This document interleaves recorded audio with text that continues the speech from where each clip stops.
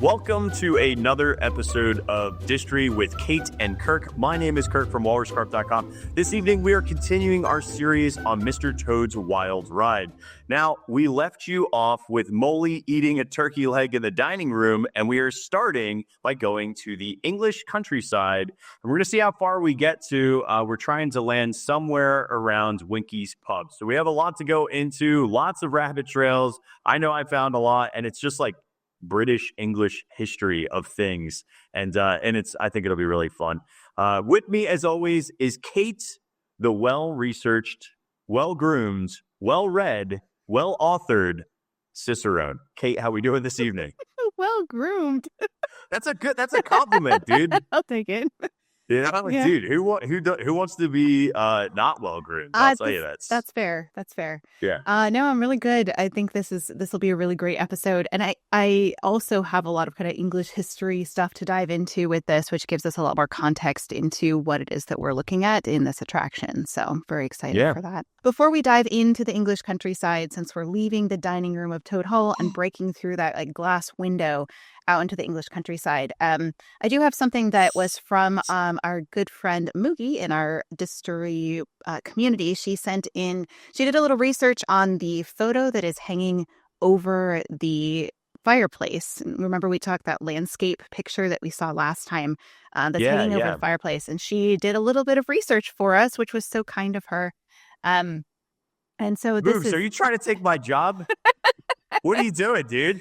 No, I'm just kidding. Awesome. This is good. First of all, I just want to say we have the most amazing community members of people who share things with Kate and I, and it is incredible to be able to find some of these extra resources. So please, this is like a great part of Distory, is that this is a community for everyone to listen and learn. So if you know something, or if you have seen something, or you've taken photos, please, we love getting emails and direct messages with photos and understandings that we might not have access to. So thank you. Right. And we've been getting a lot for this series. I think a lot of people are very invested in Mr. Toad, and they want to share their experiences and their, and their photos and whatnot. So Moogie sent in a picture that is a still from Ichabod and Mr. Toad that is the English countryside, and it is pretty much identical. It's the background still from that film, and it's from when the Weasel Gang speeds past Mr. Toad, and then he trades his car for Toad Hall. It's kind of like the setup for that scene. But the background is in there, and that is what is hanging over the fireplace. So that is awesome and great connection, man. Yeah. So thank you, Moogie, for looking that up. Really appreciate that so You'd be so like, much. next time you're on the ride, you go, listen, Moogie told me, and they'll be like, what? You're like, what? That's a still from the film. What? Yeah. Thank you, Moog, for being a Distorian. Yes, thank you so much. So before we get started, I want to show you guys something that I made for you guys that is the blueprints for this attraction, the 1983 version, so that you can see kind of where we're at in this layout. So you can see that we went from the load area through Toad Hall into the library and the hallway and the dining room last episode, and now we're turning around the corner to the whistle cop there on the left hand side, and then we'll continue on through this. So that's where we're at now, is at the whistle cop, which looks like this is this cop who's holding out a hand saying stop, with a whistle in his mouth and a baton in one hand. And you can also see a bike leaning against the fence, which is something we saw back on the mural that was a preview for the attraction in the loading area. It's also a little nod to that motorcycle cop that we saw in the 1955 version as well, although it's a bike and not a motorcycle. So you could kind of make the argument that maybe it's not connected. But and then, Kirk, do you want to talk about what else we might see in this scene? I'm going to talk about the cop. Let's talk about the popo for a second. All right, let's go there. So, growing up, I always heard of English bobbies, and I have always seen police officers with that like pith style hat helmet, And I always was curious as to like what the origin of that particular name bobbies was. And so today we're going to talk about that. In England's Sir Robert Peel in 1829 established in London the Metropolitan Police Force. So up until this point, it was mainly smaller, regional, and there wasn't like one distinctive form on how policing worked, right? There wasn't, and it's not until 1829 where the Metropolitan Police Act creates the first organized professional police force in London designed to maintain police order without relying on military intervention. These police officers are going to have distinctive uniforms designed to make them easily identifiable and distinguish them from military, reflecting the principle of policing by consent. Now, the early bobbies were mainly used for nonviolent purposes. Sir Robert Peel's Principles of Law Enforcement. The basic mission for all police exists to prevent crime and disorder as an alternative to the repression of crime and disorder by military force and the severity of legal punishment. The ability of police is to perform their duties dependent on public approval of the police existence, their actions, behavior, and ability of the police to secure and maintain public respect. So basically, and there's 9 of these principles. These principles were basically saying the only way that you can police is by using other types of authority like persuasion, advice, and warnings rather than excessive physical force. So, and now we're getting to the etymology. Remember I had said this guy's name is Sir Robert Peel. Well, Robert, Bob, bobbies, Robert, bobbies. And in Ireland, they also would call the cops peelers. So again, his last name. So bobbies and peelers came from this reform, so again, we're trying to use nonviolent ways to coerce folks. Right. For the history of this. I also did some bobby research. So I have a little bit more about this. So the policemen were paid a salary and outfitted in uniforms after the Metropolitan Police Act was passed in 1829 to police most of London. They are armed only with truncheons, handcuffs, and a rattle, later a whistle, which is what we see in this scene here, in order to signal for help. Not only did they detect and prevent crimes, they would also light lamps and watch for fires. So they had more roles to play in London. The original uniform consisted of blue swallowtail coats with high collars, white trousers in summer, and a cane-reinforced hat. So it's interesting that the hat itself could then be used as something that they could step on or climb on to like see over walls. So it was like it was a hard hat. The uniform was meant to emphasize that the police were not a military force. So they were meant to kind of look like, not threatening in that way. And that's also why they didn't carry firearms, which they still remain unarmed today.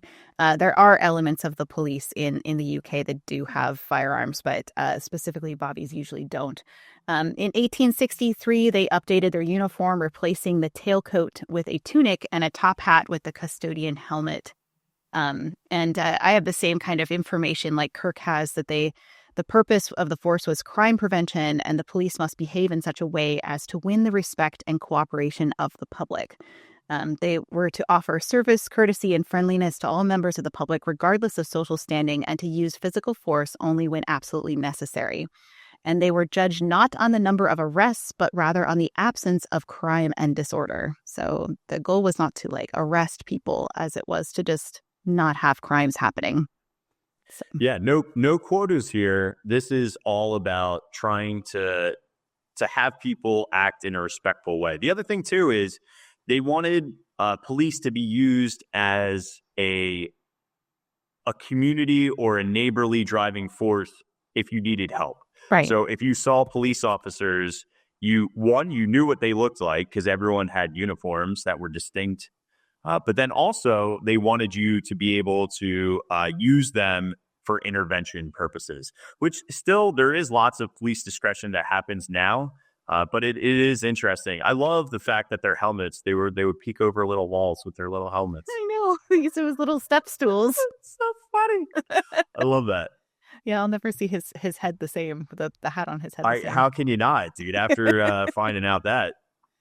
It's interesting. I'm seeing in my chat, this particular Bobby is not doing his job very well then because Toad commits a crime. And it's true that Toad is driving very recklessly and he is destroying a lot of things as he goes through this attraction. But it's interesting that in my comment section, a lot I hear people say, oh, well, he was drunk driving and that's why he ended up in prison. I'm like, I don't think he was ever drunk. I don't think he ever was drinking. I think it really is a mania. I think he gets obsessed to the point of mania, which is more like a mental illness, if anything else. And then he just like doesn't care about anything else but driving his car. But I've never seen any evidence that he's been drinking and that's why he ended up, doing all these things. Yeah, I would link him more with bipolar disorder, as in having severe manic episodes that make him appear to be like frothy and overexcited and way too self-indulgent and doing destructive things, right? Mm-hmm. More on the lines of that. I would lean towards manic and then occasionally depressive episodes where he doesn't want to do anything, and his friends try to help him and coerce him out of it. But until he finds his next mania, he's not really interested in doing most things in life. Yeah. And, and again, in our chat, they're saying he was driving a stolen car. But, remember, Disney kind of like changed the story a little bit so that he traded Toad Hall for the car. So he didn't actually steal it. In the Wind of the Willows, you're correct. He stole the thing. Right. But he's not boosting cars, dude. This ain't gone in 60 seconds. Plus, they were like slow cars. So it'd be like, it'd take a while for him to get away. But yeah, no, he didn't. 3.5 minutes. Right. The fact that it's a fair trade, it's not a fair trade because obviously the Weasels and Winky coerce him out of a manor for a vehicle and it's not fair. But it is a transaction versus a theft. Yes, so, absolutely. So you had mentions that there was multiple different types. You said a truncheon, you said billy club. They also had these things that were called espitoons too as well. So, if you look at the old British Guard in particular, they had those polemen. So those giant like poles with almost a spear on the ends. So yeah, these guys would have the the giant pole arm, and yeah. So imagine just shrinking these things down and not having a blade affixed to it is how we eventually land on a billy club. Sadly, I was not fortunate enough to find the etymology of the term billy club, which is obviously talking about a small, short staff or cudgel. But that's where they kind of are thinking that it comes from, is that, in Ireland, those like cudgels or, it would be like a staff with like a knot at the end of it, like a piece of wood. So it all kind of is similar and closely related, but I don't have the specifics of it. But truncheons were the smallest, and then you had billy clubs, and then you had the espitoons, which were the largest of these forms. So interesting. Well, yeah, heavy sticks made of oak or hickory. Well, it's so interesting doing the research for this because I ran into like how to use your billy club, and it like showed like all the parts of the body where you should hit people. Where should you hit people, Kate? All the like tender parts. I'll just see. Ooh. Name one tender part that you would hit with a billy club, Kate. Well, they had like the neck, and they had like like the parts that are like the parts that are, and they had the armpit was one. I was like, we're gonna hit people in the armpit. Like, well, ouch. I mean, if you lifted their like if they were coming at you like from over the top and you blast them right in the armpit, I guess it's like because like they're trying to punch you. You get them with the armpit hit, that would probably hurt, So it would definitely hurt, and it would also block the attack. They're coming at you, and you. I can just imagine. Yeah. So, but obviously, again, non-lethal force is what we're looking for here, right? With any of these these self-defense / restraining, because they did use them to restrain folks too. Like if you look at now commonplace police batons. There's ones that kind of look like an F without the top part of the F, Yeah.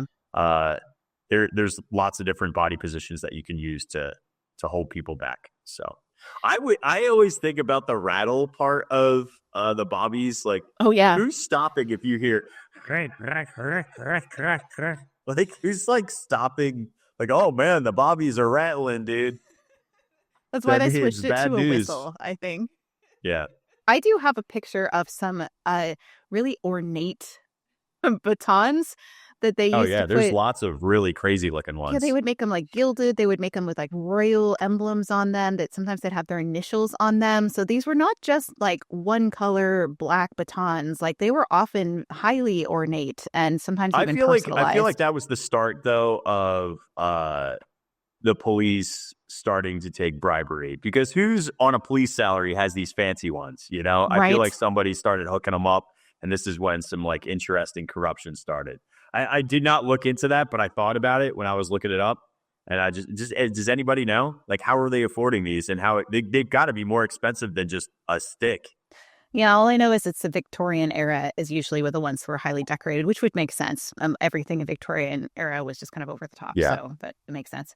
So back to Mr. Toad. One before we leave the scene, I do want to point out that there is something that is beyond the Bobby that we see behind him, and I don't want to get into the details of that because what we're actually seeing here is a cutout that is looking all the way through the attraction to the village square or London town square that we're going to Yeah. encounter later. It's like a So, little preview. And it's right. got that fountain in the back, which is kind of cool. Yeah. So that's what you're seeing beyond there is all the things that we're going to see later. So it's an open area to preview what's coming up next. Next up, we're going to round the corner and we're going to go to Ratty's house. So Ratty's house we saw previously in I the mean, it's not that bad, dude. It's like pretty modern looking. It doesn't look that horrible. So here's what it looks like in 1955, just as a little bit of a refresher. It's a flat that's painted, and then it has this kind of like, it's actually a very sad looking little boat that's just kind of like a rectangle with some seats cut into it. It's actually kind of, you can barely tell that it's a boat from where it's sitting. And also after this in 1956, we did get this concept art for the Storybookland Canal Boats, which opened June 18th, 1956. So it opened after the one that we just saw. So if anything, Mr. Toad could have influenced the Storybookland Canal Boat version, which then looked like this to refresh your memory from when we went over this the other week. But today's version looks like this. So it's still a painted flat. It still has a boat in front of it, although the boat looks way better than it did. And it has some grass, like some painted flats for grass that are in it as well to give it a little bit more dimension. Then there's a like a brick bridge that has an arch, and we see a moon with some water there. So I went back to the original Wind in the Willows book to see what they said about some of these scenes. And the original boat in Wind of the Willows, Mole had never been in a boat before. And so he's getting in with Water Rat and getting into a boat. So this is like his first voyage ever into a boat that Mole has ever had, because he lives underground, right? And he looks like a sweet potato, according to my daughter, which I think is hilarious. So this is what the book says. It says, Rat lightly stepped into a little boat, which the Mole had not observed. It was painted blue outside and white within, and was just the size for two animals. And the Mole's whole heart went out to it at once, even though he did not yet fully understand its uses. The Rat sculled smartly across and made fast. Then he held up his forepaw as Mole stepped gingerly down. Lean on that, he said, now step lively. And the Mole, to his surprise and rapture, found himself actually seated in the stern of a real boat. So the boat is significant in the story. And I love the way they describe this. He says, this has been a wonderful day, said he, as the Rat shoved off and took to the sculls again. Do you know, I've never been in a boat before in all my life. So they had all this little back and forth between them. And then it says Mole never heard a word he was saying. Absorbed in the new life he was entering upon, intoxicated with the sparkle, the ripple, the scents and the sounds and the sunlight, he trailed a paw in the water and dreamed long waking dreams. So the boat was significant. It's so fun. Yeah. Yeah. Yeah. And there's a big monumental error. It's like opening up to a new adventure, because this is a completely different landscape and environment that Molly had never experienced before. Yeah, exactly. And I do have a little quote about the moon, because the moon was something significant in the story as well. So I love that they put it in the attraction here. There's this whole scene where they're like, we have to wait for the moon to rise. So, as all these things happen. So they say about the moon, it says, at last, over the rim of the waiting earth, the moon lifted with slow majesty till it swung clear of the horizon and rode off, free of moorings. And once more they began to see surfaces, meadows widespread and quiet gardens, and the river itself from bank to bank, all softly disclosed. all washed clean of mystery and terror, all radiant again as by day, but with a difference that was tremendous. So just a really lovely prose about the moon. And I love it. I think that they capture that really well in this scene in particular. Yeah, I mean, it's a beautiful flat. It is. And they even have the willows, too. I don't know if anybody noticed, but the trees there, one of them is a willow tree. So definitely capturing the wind in the willows very well here. Well, where's the wind, Kate? Not every day in Distory is Kate take a setup for a joke well, but that was that point. Thank you. Wonderful, Kate. That's what I was looking for. Welcome. I'll be here all day. So now, just to catch up, because this literally takes 2 seconds, that was the bowl seed. There's Ratty in the boat scene in the moon. And then, boom, we're already into the next one. It's like rapid fire on this attraction. Mind you, we have gone maybe about 14 extra feet into the attraction. It's like, every time I think about this episode's like, we're already, 20 some odd minutes in, and we've gone 14 feet. So we're not even going a foot a minute, Kate. I know. Okay. Next up, we see a bobby, right? Well, first of all, there's like a mirror there. So on the right-hand side, so that's reflecting back. So you get to see yourself in the car, but then behind you, of course, is the moon and Ratty's, and then you have a bobby hanging off on a tree limb. And then we noticed on the left-hand side, there is a sign for Toad Hall. And then what's the left-hand side, Kate, on that signpost? Because I can't read it. There's a direction. Do you know that one? Yeah, there's a direction sign that you can actually see reflected in the mirror here that says Huntington and Bridgeton Wells. Huntington and Bridgeton Wells. Okay, Bridgeton Wells. I don't know if I have a picture of it. So, oh, yeah, do you there have it is. the other one, though? There's one like right before that, though, because it's Toad Hall, and then there's something Riverbank and Toad Hall. Right Riverbank. Okay, that's what it is, Riverbank. Yeah, so there's Riverbank and Toad Hall, and then there is Huntington and Bridgeton Wells are the direction signs that you see. So we've now seen on the left-hand side, over another arched brick bridge, is a police officer car or a paddy wagon, one that you could actually put people inside. And then standing on top of this arched bricked bridge, just like we saw before, are 3 bobbies who 2 have their billy clubs raised in the air, and 1 has a giant flashlight pointed directly at you. So they're doing a great job at pointing at us and identifying us as we're approaching fastly a gate that has a sign that says keep out. Yeah, and it's interesting that I honestly had never seen these 3 cops before. Like, I don't know if I'm just not observant enough, which is crazy because I've been on this ride for so many thousands of times on this ride, and I've never noticed these cops. And I don't know if it's because the cop in the center has this, like, he has the flashlight that is actually, it's an actual light. So it's not just like he's not holding like a flat. He's actually holding a light that is illuminated, and it's shining towards you. And so I wonder if, like, how often that light bulb is maybe burn out, and so we don't notice it. Or maybe I'm just really not observant. Maybe everybody else is like, oh, I've always seen those 3 cops up there. But, like, literally, my attention is like the paddy wagon and then the keep out sign. And I've never like seen these 3 before. All right, ready?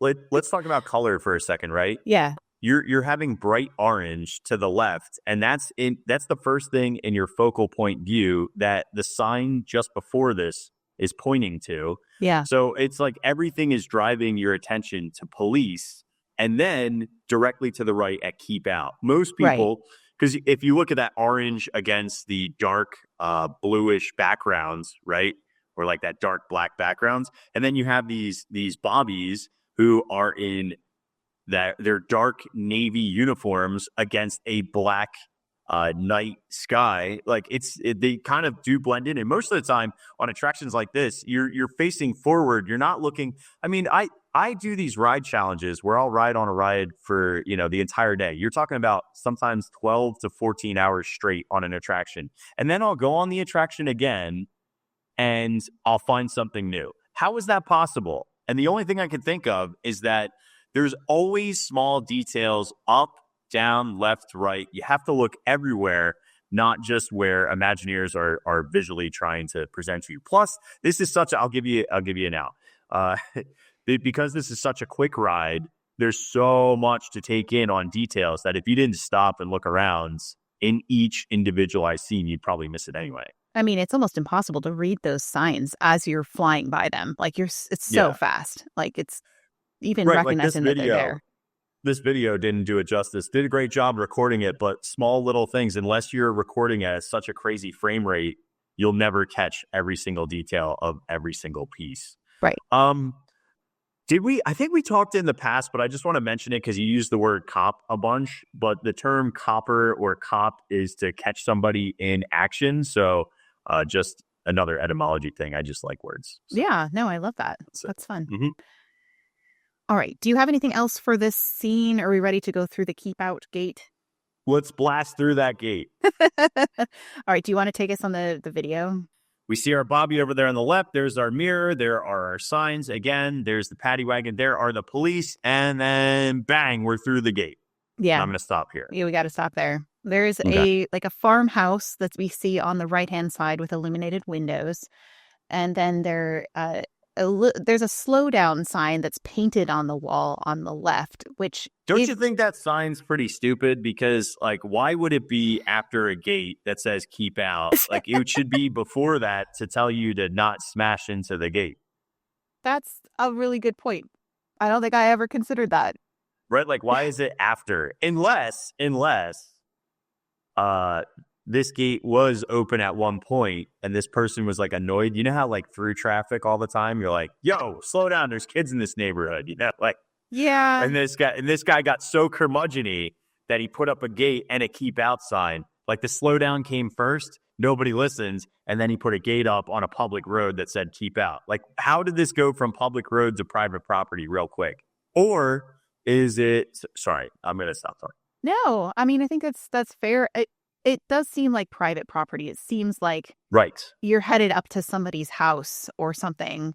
But it's interesting because just beyond this, then we see, this bridge that's coming up, which doesn't seem like it would be on private property. So it's a good point. Maybe just this one particular part of the scene is private property. Yeah, I think so too. Yeah. Well, as we inch forward here, just past the slowdown sign on the left-hand side, there is actually a door here. And this is something that, shout out to the cast member in Alice in Wonderland who told this to me and Mel and Kirk when we were all hanging out in Disneyland, going on Alice in Wonderland. They told us about this door and where it actually accesses to. So it's an emergency exit door. And then you can see this same door is under the vine for Alice in Wonderland.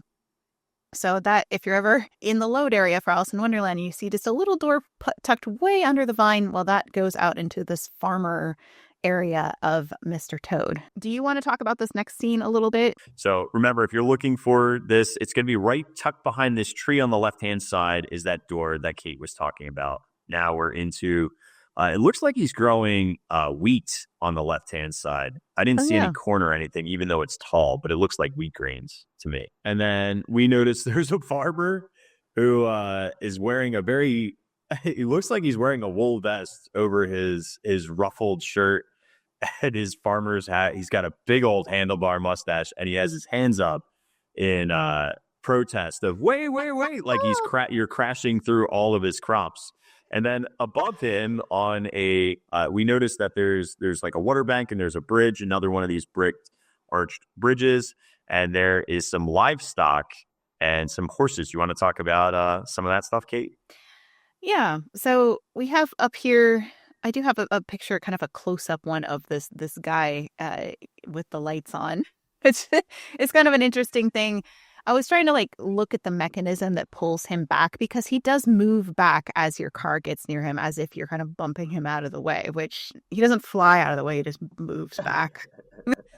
But I do have just a picture of that. And then up on the bridge, it's interesting to me that the bridge has this portion in the center where it looks like it's interlocked, like as if the whole flat was meant to move. But I don't know if I've ever seen this bridge actually physically move back.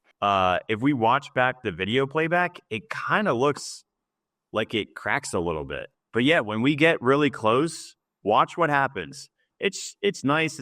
And then what happens? Oh, yeah. It does look like it bends back a little bit. Doesn't it look like it pushes in? That's interesting. I'm going to play this one more time. It definitely moves. Because it looks like it's intact and then it doesn't. Yeah. Oh, But interesting. all right, I have to just say this. Ow. Like we're so low, we don't hit. It's not like we're going underneath it and smashing. We literally turn before we even hit the bridge. So Yeah. maybe let's go with we somehow are tall enough that our wheel is able to hit this elevated bridge and we ricochet off and go to the right. It would have to But be there is hitting movement the here. sides of the bridge, right? It wouldn't be because you can't hit the top because we'd go right under it because we're so short. It's So yeah, but that's got to be like the weakest point. If you hit that like keystone right there, that would bust the bridge better than hitting the supports, don't you think? yeah, Like if you hit the support, what's going to happen to the center of the bridge? Nothing. You have to bash out the keystone on the arch. right. Oh, so You know, interesting. I don't. It's I like it as a movement piece, but as a logic and reasoning piece, not a fan. No, no, it doesn't make any sense. But I It's do like the true. movement on it. But up on the bridge, there are 6 sheep that are looking rather startled that are inside a cart, like a wagon. And then They look like a possum or possibly borderline monkeys to me. yeah, Their faces they're are, weird. it almost looks like it has fur around them and like a shaved face based on Yeah, the flats. yeah, their faces are weird. And yeah, I thought their ears were horns at first. And then I was like, no, wait, there's their ears. Yeah. Oh my gosh, that's so funny. And one of them does have a bell around his neck. And then there's 2 horses that are pulling it that look a little bit like Cyril Prodbottom. But I do want to talk a little bit about this overall design. I need to go on just a little bit of a rabbit trail because I went down a really, really, Okay. really deep hole of trying to figure out how this attraction is laid out to see how it changed from 1955 to 1983. So if you don't mind, bear with me here. We're going to talk a little bit about that. So Do it. there's a question in this area. This is the furthest back that this attraction goes. Did we lose a portion of this to add on Alice in Wonderland, that part at the bottom of the vine that Tony Baxter said he added because when he was a kid, he always got disappointed at the end of the vine of Alice because it just ended. There was you just did a U-turn and then unloaded. There was nothing at the end of the vine. And so when they did this 1983 remodel, he's like, okay, let's add on this ending. And if you have been on Alice in Wonderland, that's the part that now has a tea party and then the cake exploding. And he put that in there to make it go out with a bang, which I think is really fun. But that whole section didn't exist in 1955. And so I've always heard from every historian I've ever heard of, they're like, oh, well, they took room away from Mr. Toad in order to build Alice. But then in this series, we're learning, of course, that all these attractions actually added 25% in length to their Yeah, track. I don't know where they're coming up with that because Right. if you look at even if you pull up your map overlays, it's Well, more. right. So this is what I'm saying. I was like, where did that rumor come from? I'm not entirely sure, Ooh. but I don't think it's Okay. true. Okay. So bear with me here. So here is the work copy from Imagineering for the layout when they were doing this 1983 remodel. And you can see Mr. Toad here is on the right with Alice. This is in its original iteration. This is what it looked like in 1955 before they did any of the changes. And then here you can see how they added on the changes. So I can kind of go back and forth here, but the red portion is the changed part. And you can see how they added Mad Tea Party. They moved that over into the Alice area, and the Mad Hatter shop moved to the other side. So I'm going to go back and forth just so you can kind of see the Mad Hatter shop moved to the other side of Mr. Toad. But Mr. Toad, if you look at the length of Mr. Toad and you kind of look where Alice go, like the new ending for Alice, it didn't take any portion off of Mr. Toad's Wild Ride. Not that I can see at all. Yeah. It just, I'm not you can I'm kind not of, getting it. The no. only thing I could think of is how spread the rumor and the rumor becomes true. Mm-hmm. I think because of changes to anything as a guest perspective, you're like, you remember it differently. So you're like, yeah, this is different. It doesn't feel as long. Like the texture changes of a ride after a refurb, and people will come up with different solutions in their head, whether they're correct or not. And then if it gets spread well enough or guest perception is like that, like, yeah, they definitely stole space. And you know what I mean? Right. Well, and I think it's interesting in this series because I've had a lot of people make comments about like, oh, well, this was different. I remember this being different in that 1955, like the first version, this was different, or the train was longer. Like everybody has like their own memory of it. So I was like, okay, well, let's pull up the actual blueprints and take a look at what this looked like. So so here is the layout for the 1955 Mr. Toad's Wild Ride. And where we're at right now is this like the farmer area here. I can go forward. This is in the 1983 one. You can see in the back corner is the back left-hand corner is the keep out gate, and then the farmer and the sheep. And so in the 1955 iteration, the place where we're at now is where they had the turn back signs in through the village, and then the motorcycle cop was sitting at the end. So that's what used to be in this particular part of the attraction. Now, what mainly changed here, if you look on this 1955 version, you can see the Mad Hatter gift shop is on the right-hand side with a maintenance bay behind it. Okay, so this is significant. So watch how it changes to 1983. That maintenance space still exists back there, but because the Mad Hatter shop was removed from that space and moved to the opposite side, they used that space to expand Mr. Toad. But the layout, like the actual footprint of Mr. Toad, didn't actually change that much. That's just where they got the space. So like, yeah, right. It's like everyone doesn't realize that because the Mad Hatter gift shop still exists, it's like everyone thinks that it's in the same space, but it's not. No, it moved to the other side. And so what we gained was all the space was in the middle portion of the ride. That's where they added Winky's Pub, the London Fountain Square, and the Law Court, which didn't exist in the 1955 version. And then we have everything else. So you can see it's just, they basically just took that the middle portion of the ride, they expanded it and added scenes to the middle portion, and as they lost the gift shop. So I don't actually think that they took any space off from Mr. Toad for Alice, but I'm not done yet, because I actually do have the blueprints of all 3 Fantasyland rides on this particular side laid out here, so you can see something. Because while we're at it, I was going to wait till we got to the hot place at the end, but I really have to talk about this now, because this is like one of my biggest pet peeves as a historian, because it's something that's been around for. I get really heated about this. This is the portion of Distory where Kate gets mad. Go ahead, Kate. I'm getting on my soapbox for just a minute, because one of the biggest myths that exists and won't die in Disney lore is that the Queen of Hearts room for Alice is so hot because it's over HE double hockey sticks, the hot place at the end of Mr. Toad. And this is physically impossible. Okay, so bear with me here. So if you can see in this map, the purple area is all Alice in Wonderland. The yellow is Mr. Toad. The red is Peter Pan, but we're just going to ignore that for now. But you can see how, of course, Alice is overlaid over part of Mr. Toad's Wild Ride. But the portion of Alice that you're seeing that goes over Mr. Toad, that's actually like the golden afternoon flower area with the caterpillar and Alice and whatnot. That is not the Queen.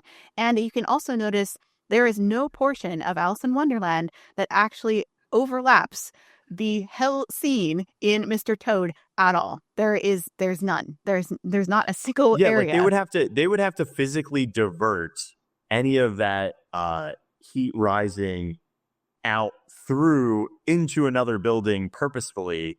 It's not like thermodynamically it would make sense if the floor and the ceiling touched. But right. Because they do not, if there was any heat loss, it would go directly up and out. It would not go up, out, over, into. No, the Queen room, if you're looking at this schematic, is in the upper top area, way on the other side of Mr. Toad, kind of like where you would have the walkway on the other side of Alice. It is nowhere near Mr. Toad. So it's physically impossible for the Queen room to be hot from that unless they purposefully, like you said, like diverted heat from that room to the Queen room, which is just why would they do that? It's not like it's an impossibility, but the thought of this is next to that is not possible. No, and it's so irritating that everybody is just like people keep saying it over and over, and I'm like we have to stop because it doesn't exist. It's not true. It will never be true because it's physically impossible. I don't think, we rode Alice a decent amount of times when I was out there. I don't remember ever once going, wow, this room feels hotter than anything. But no. I've never been also told that myth.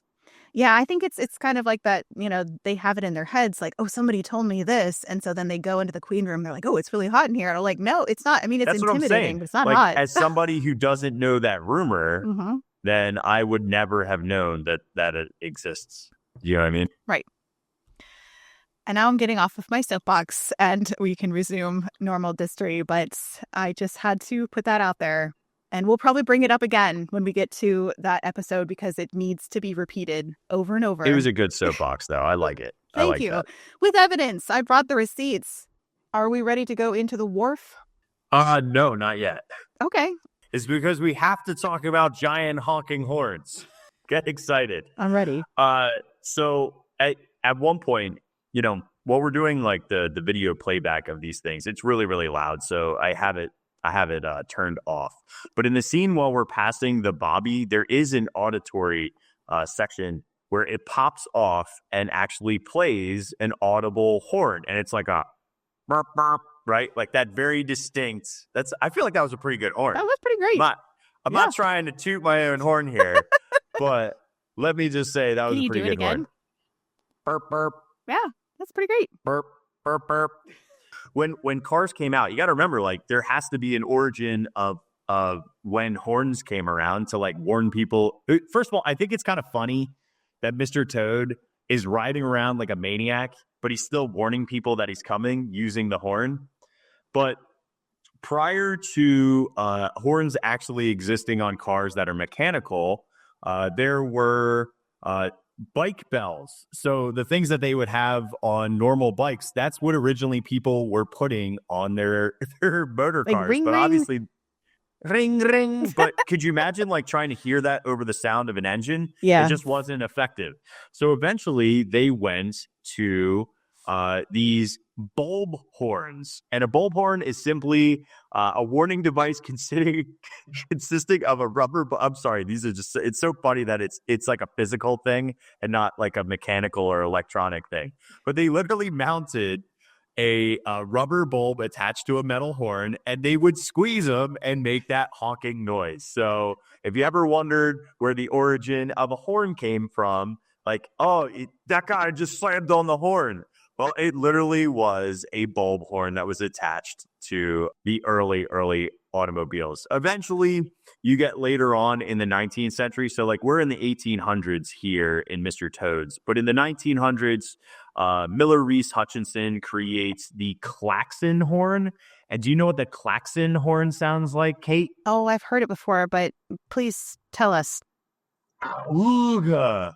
Excellent. So, yeah. Hang on. I'm going to share one more picture because I just like looking at bulb horns on cars now. I have problems. All right. I don't have a lot of friends. This is your new mania. This is my new mania is bulb horns on automobiles. Excellent. So, but it's great. It's like little rubber. I don't know. I want it now. I wish there was a bulb horn somewhere to honk throughout this experience. It's such a shame that they don't have them in the cars. It's not one on the Toad vehicle outside. There's not one at our character warehouse over here in Florida, nor is there anything near Mr. Toad's statue. No bulb horns. I might have to buy a bulb horn and bring it myself. Huh? That would be so fun for kids, though, to have that on the car and like not only steer, but like to honk on it. You know what that ride would sound like. Oh, it would be chaos. Would be a cacophony of... Like guests would lose their minds. It's true. It'd be too much. It'd true. be way too much. But I don't know. I still like the bulb horn better than the klaxon. I think it's more pleasing to hear a burp burp versus a. Whoa, that was intense. Thank you. Well, thank you for horn talk. That was great. Yeah, I could say something now, but it would not be appropriate moving forward.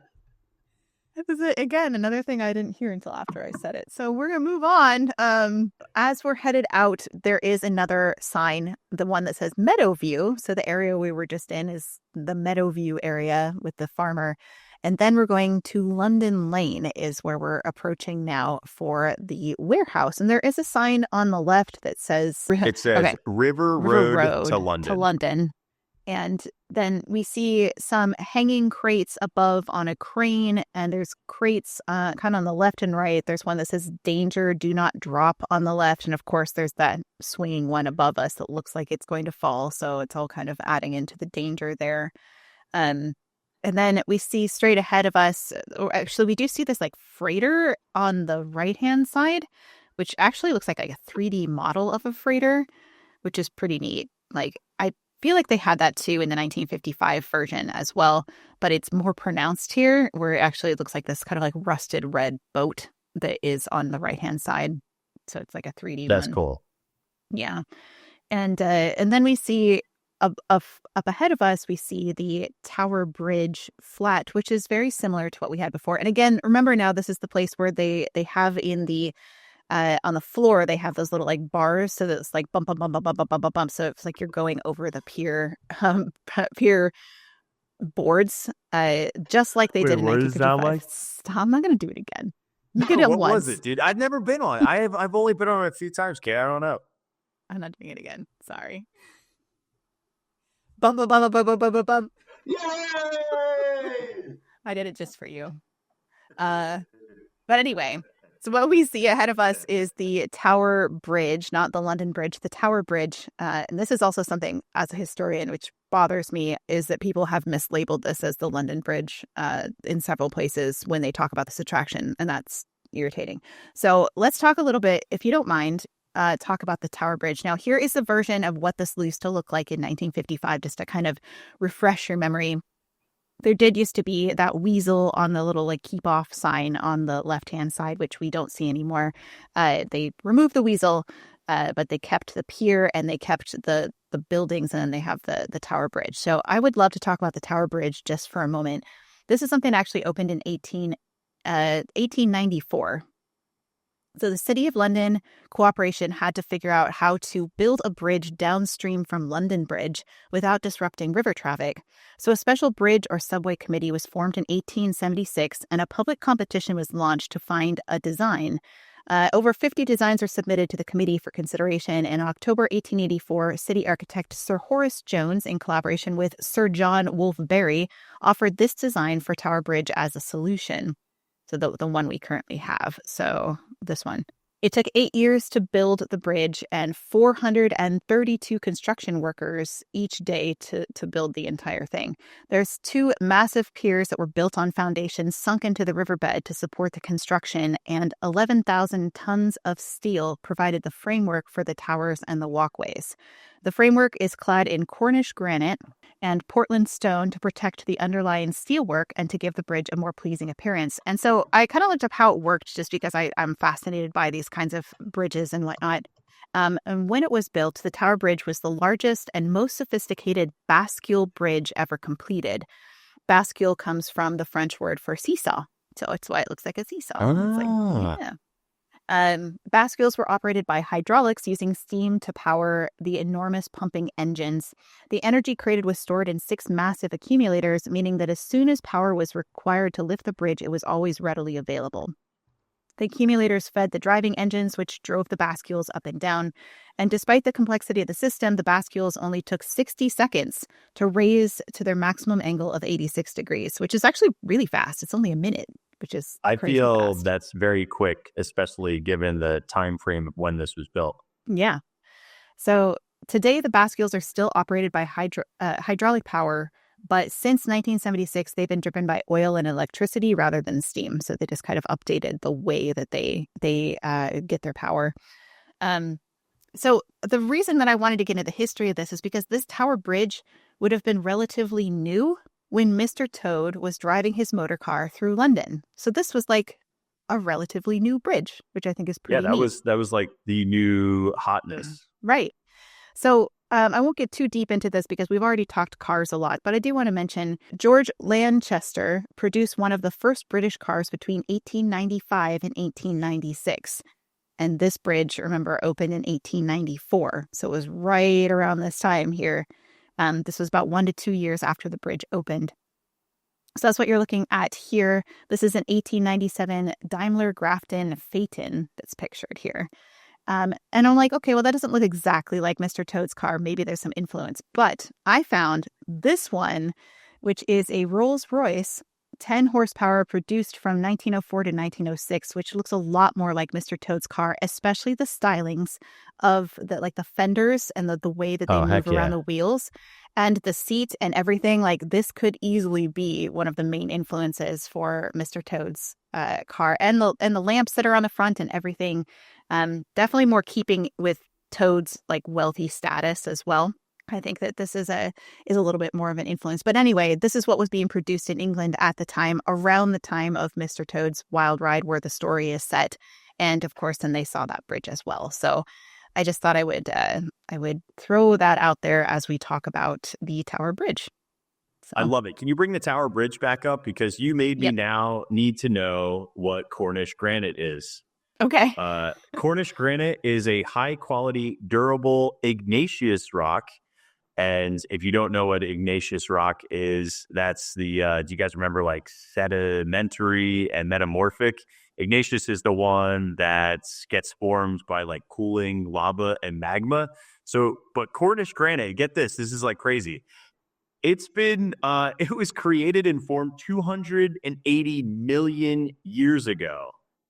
Isn't that Yeah. crazy? That makes sense It's for like, England. Like, they have no active volcanoes there. It's all really right, old. right. So this was like, well, I mean, if you think about England, England is an island. So the whole entire thing was formed by an underwater volcano at some point, right?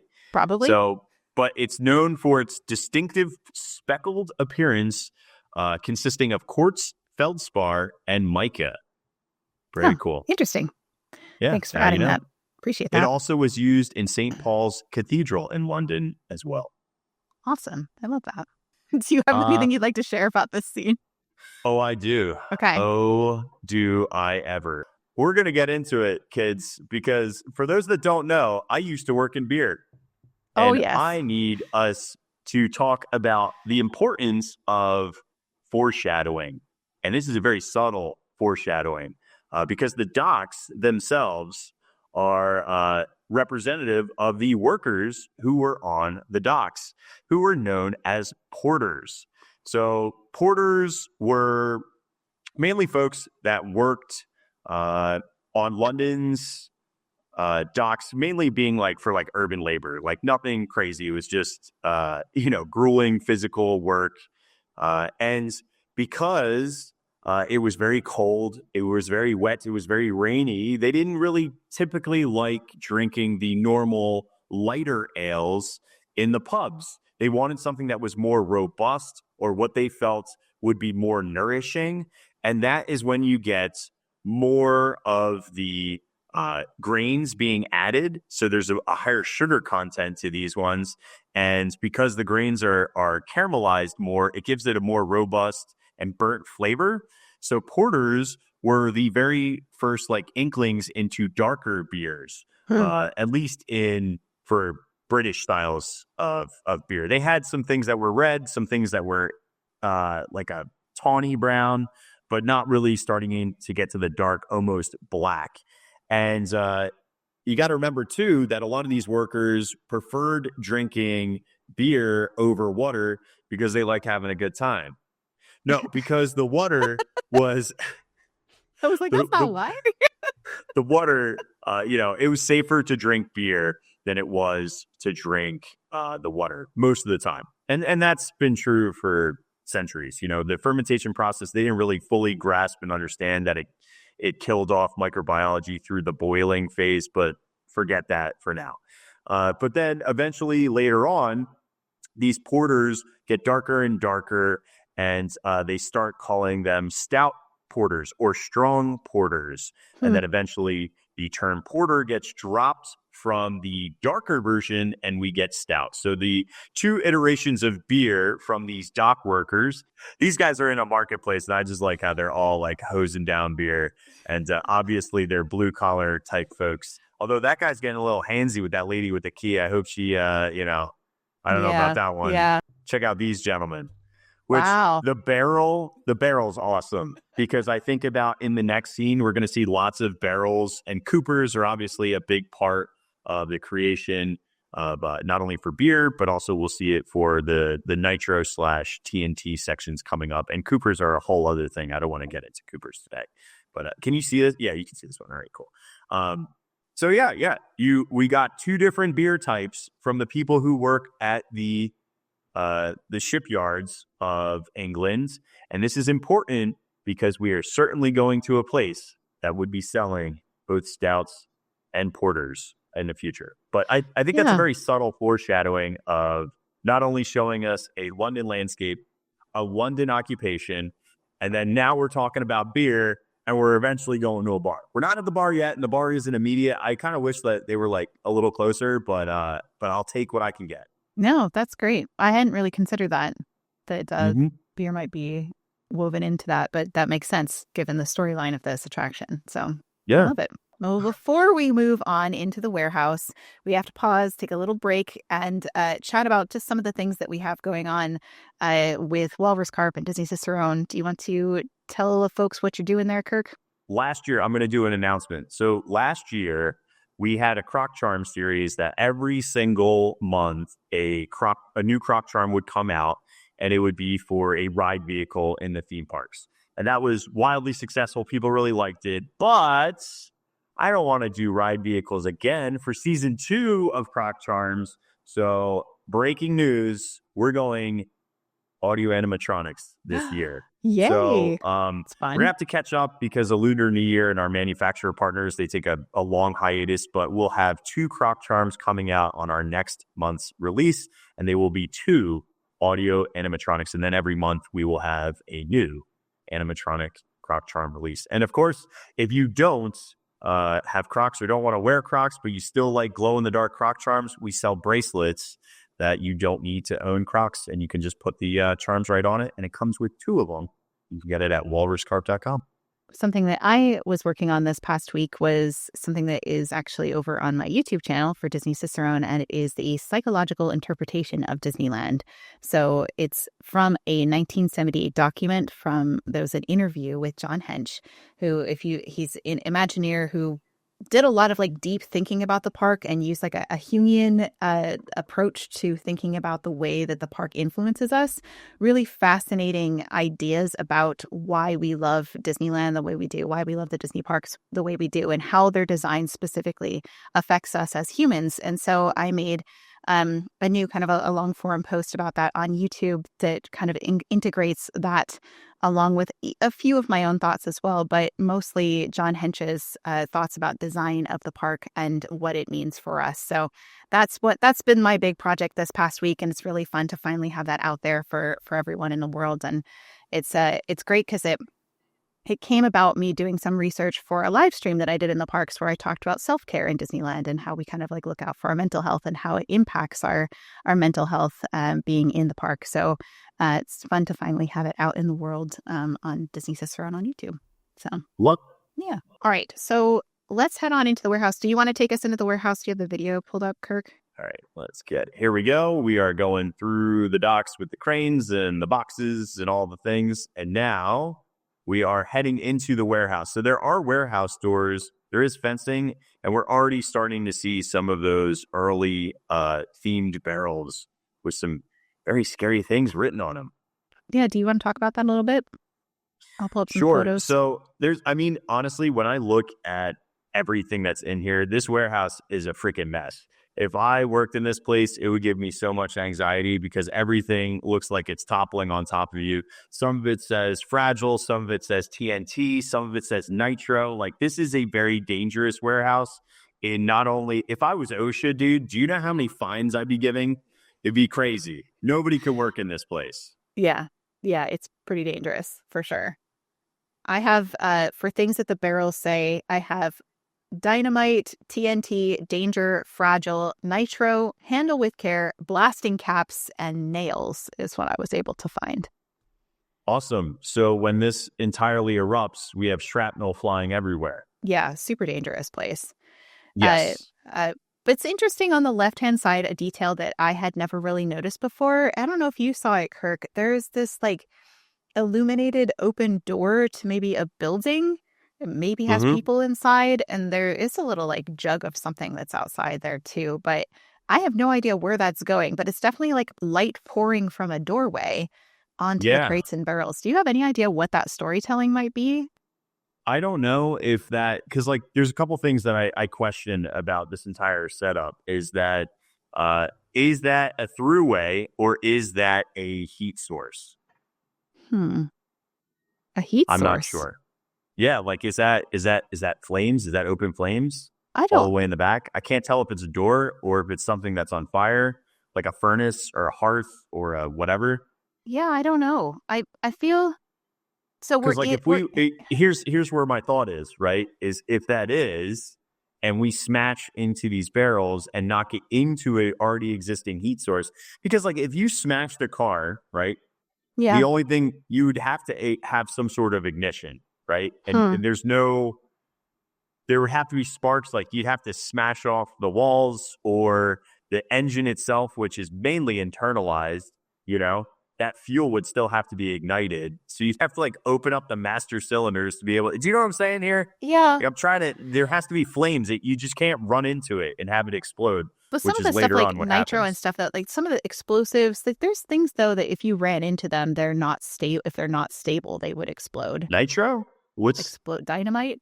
Dynamite? I, can you run into dynamite? I mean, haven't you? Okay, let's say maybe it's really old dynamite. The stuff has been like piled here forever. Haven't you ever seen Lost where they're like moving the dynamite and it's really really dangerous? I don't think it's like that though. I thought you had to ignite that stuff. I feel like becomes unstable if it gets corroded over time. So I don't know how long has this stuff been like stored in this warehouse. I But don't think so. I think you need so I don't okay, think there that's is fire one though. It looks like a doorway to me, quite okay, fine. honestly. It's a doorway. But listen to me. The like TNT doesn't explode without blasting caps or a fuse. Like this goes back to our Big Thunder series. Like you can't like Yeah. yes, there are blasting caps there, but do you know what I mean? Like you Well, can't set it off by running into it, dropping it. You could hit it with a hammer and it still would be fine. Do you know what I mean? yeah. I don't know what nitro is though. Hang on, I'm I gonna don't know. Google People that. in our chat think it's a door, so I think they're on my side with this one. I That's feel like it's a door because we're okay, inside a fine. warehouse, and maybe it's a door to the outside, a door to an I'm not office, a arguing door to about the something. door. I'm arguing about a highly explosive that won't necessarily explode if you run into it. I think I can get on board with the fact that it needs some sort of source of ignition. I just don't think that doorway is fire. Yeah. That's all. I can Yeah, I was agree with just that. throwing out. I wasn't planting my flag that this is fire. I was just saying I can't see it that well, and I'm guessing. Nitroglycerin is shock sensitive explosive, meaning it would detonate from impact, heat, or friction. So, but it does decompose rapidly, creating hot gases, which would make an explosion. So that barrel at the very end, that nitro is definitely nitroglycerin, and we smash that sucker, and that's what explodes. And then that explosion then creates the TNT to explode Right. and everything Okay. else. So nitroglycerin, Nitro. 100%. And we don't first synthesize nitroglycerin until 1847 when Escancio Sovararo, the Italian chemist, The way you said that. Escazio. he's Italian, dude. You have to say it in Hey, yo, Escanio. Yo, Seberto, what you doing that highly explosive liquid? What are you doing, man? Put that down. What are you doing? in the But warehouse. yeah, so that's what it is. Why would you put that on the second level? Are you an idiot? Put that thing in its own separate cement box. Like, you know what's crazy to me, too? Like, thinking about this, I've been to tons of forts, and every single fort has like a gunpowder room where all that's stored there is flammable powders just in case, because there's lots of things that are, I mean, obviously, this point we have electricity, but like pre-electricity, there's open flames everywhere. So Right. anyway, Right. nitro should be stored separately, people. This warehouse is a mess. If you take nothing away from this episode, know that you need to store your nitroglycerin away from the rest of your explosives. Yeah, duh. Very important lesson. Or you're going to end up like Mr. Toad. I do want to point out that in this particular scene here, as we get towards the end, if you remember back in the 1955 version, we also had a warehouse, but it didn't have these like doors that would move out of the way. Basically, they're like barrels and crates that actually shift. There's 3 of them as you go through that you bump out of the way. So you're physically running into the barrels, as you drive through here. And then this is what it looks like in 1955. You can see that none of those barrels are moving. There's no doors. They're just all kind of like painted flats with a couple of 3D ones up near the top. And then at the end of this hallway, though, there is 3 barrels with kind of like a crate in above the bottom one that does exist in the current iteration. And I think it's the exact same one. I think they took it out and then put it back in because they look so similar to what it was before. They look almost identical. So remember, this is one of Disney's first lawsuits was that these barrels actually fell over onto a woman. So, but I'm sure they fixed it since then and it's now safe. It has not happened since. But I think those barrels are probably repurposed from the 1955 version. If I had to guess based on these 2 photos, they look almost identical. For sure. And then they are the only difference is those flats in the front. They're the same. And then you notice in the 1955 version, there's also a sign that says "This way out" that points to the left, and then you go off and to the right. But that doesn't exist in the current version. There's no sign that says "This way out." So you're just driving like crazy, smashing into the nitroglycerin, and then you go around to this brick wall, which is where you end up hang on, next. time out. You ready? Yeah. While you were talking about God knows what, sorry. Thanks for that. I'm kidding. I listened to the entire thing. Sure you did. I did. Are you kidding me? I was cued in, dude. But I can do multiple things at once. So I need to know the difference of the 3. So I did a little bit of research on the side here, right? So we already talked about nitroglycerin and that coming from Italy, highly unstable. That's 1847. In 1863, you get TNT or trinitrotoluene, and it's known for its stability. What's interesting, though, is Alfred Nobel, a.k.a. The start of the Nobel Prize, in 1867, stabilizes nitroglycerin by absorbing it into diatomaceous earth, creating dynamite. So there you go. Now you have your nitro, you have your TNT, and you have your dynamite. And they're all 3 in this warehouse and hanging out. Yeah. Is that weird? Like you would figure logically, unless they were, which this is not a factory, this is just a warehouse. They're not creating those things. They're just storing them for sale. And you would think like, well, why would you have all 3 of those liquids wet, or 1 liquid and then 2 of the solid ones? Like, why not just have TNT? Yeah. Because it's safe. That is interesting. Isn't that weird? Because it's more dangerous. That's the whole point. I know. Is that it's dangerous. That is true. Right. Well, and to your point, dynamite, it can actually be shock sensitive, where TNT is not. Thank you. And then uses I've watched wise, Lost.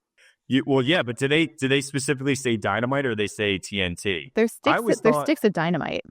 As a kid, I always thought it was used interchangeably, but they're not, because dynamite is typically for mining, demolition, construction, and then TNT is typically for military and ordnance. So very distinct difference. So like dynamite would make sense in Lost and probably not.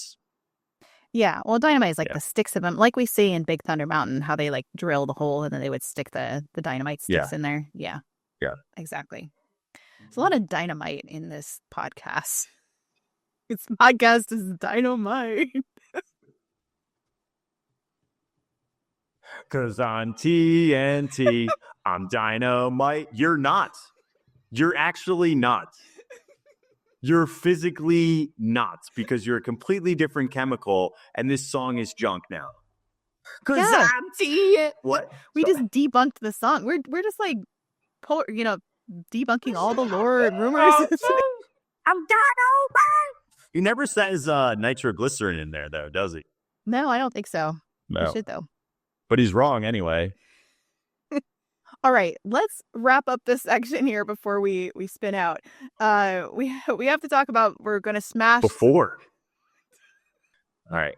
So we go through the warehouse. We go into Crate and Barrel, amazing store, very dangerous though. Nitro, danger, TNT. Smash through the brick wall right into the Costco, guys. Who would have thought?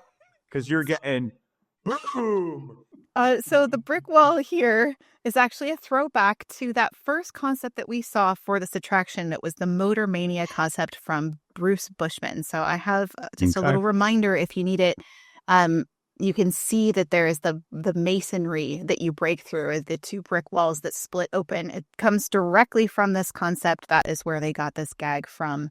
But then they do head into this area, and I kind of captured it with some of the lights on as it's flashing, so you can see all of the different words. And so I went down just a little mini rabbit hole about these specific kinds of words and the style of typography. And I went deep into this rabbit hole, but I won't. Okay, time out here. You are a nerd, dude. I like typography. I love it. This is great. Dude, never would I ever have thought about this. Is the beauty of this program, in my personal opinion, is that historians will find different pieces interesting to them depending on their personal skills, talents, or just level of attention and passion. And Kate obviously has a thing for words. So this is awesome, dude. I would have never, ever thought of this. Let's do it. Yeah. So sounds were also a big part of the Bruce Bushman concept, which I showed you here. So remember we talked about, he would run into something that say boom or bam or smash or whatever. He wrote this all over this concept. So I also think they pulled forward those words from this concept for this. But I specifically looked into this style of words because they look like comic books, right? They look like comic book words when somebody like smashes something or, they hit something and it says boom, bang, boom, blam. Like that's what we have here. They also have, I think, kaboom. They have kaboom in here somewhere, which I don't know where it is. It's up higher. But anyway, so these words are onomatopoeias, right? When a word's pronunciation imitates a sound.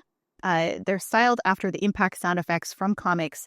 But I was like, when did these first appear in comics? And this is the rabbit hole that I went down, was where did this idea come from? Of course, they were all kind of like hand-drawn. Comics were hand-drawn for a long, long time. Some of them still are, mostly digitally now these days. But I found an answer to when the style of typography first appeared was in a research paper called Four Color Sound Peircean Semiotics of Comic Book Onomatopoeia by Sean A. Gwines.